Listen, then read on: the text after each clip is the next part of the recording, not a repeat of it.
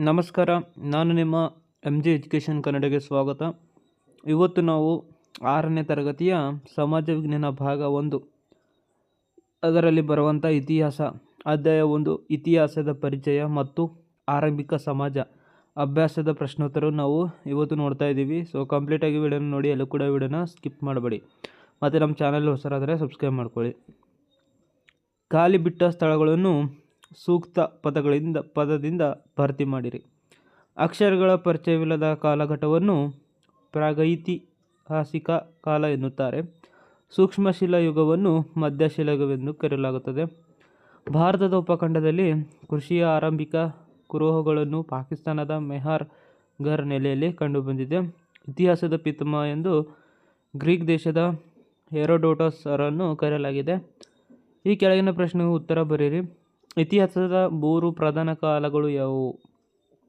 ಇತಿಹಾಸವನ್ನು 3 ಪ್ರಧಾನ ಕಾಲಗಳಾಗಿ ವರ್ಗೀಕರಿಸಿಕೊಳ್ಳಬಹುದು. ಅವುಗಳೆಂದರೆ ಪ್ರಾಗೈತಿಹಾಸಿಕ ಕಾಲ, ಪೂರ್ವಭಾವಿ ಇತಿಹಾಸ ಕಾಲ ಮತ್ತು ಇತಿಹಾಸ ಕಾಲ ಅಂತ.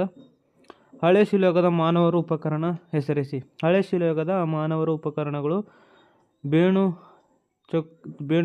ಬೆಣಚು ಕಲ್ಲುಗಳಿಂದ ತಯಾರಿಸಿದ ಎರೆಚಕ್ಕೆ, ಚಾಕು, ಕಲ್ಲುಳಿ, ಮೋಣೆ.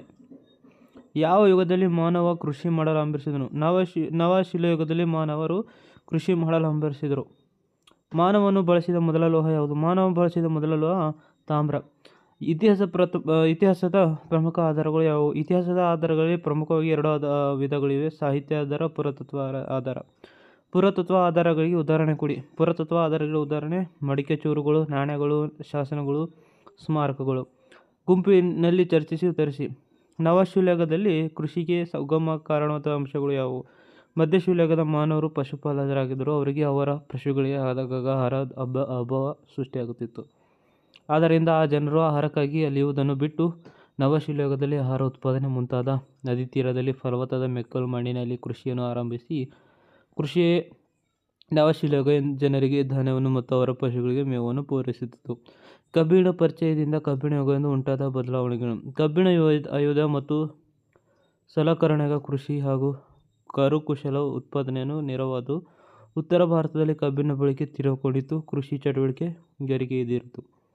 ಇದರಿಂದ ಹೆಚ್ಚುವರಿ ಉತ್ಪಾದನೆ ಉಂಟಾಯಿತು. ಹೆಚ್ಚುವರಿ ಉತ್ಪಾದನೆಯನ್ನು ನಿಯಂತ್ರಿಸುವ ವರ್ಗ ಪ್ರಭುತ್ವವಾಗಿ 2600 ವರ್ಷಗಳ ಹಿಂದೆ ಉದಯವಾದ ಅವುಗಳೇ ಗಣರಾಜ್ಯಗಳು.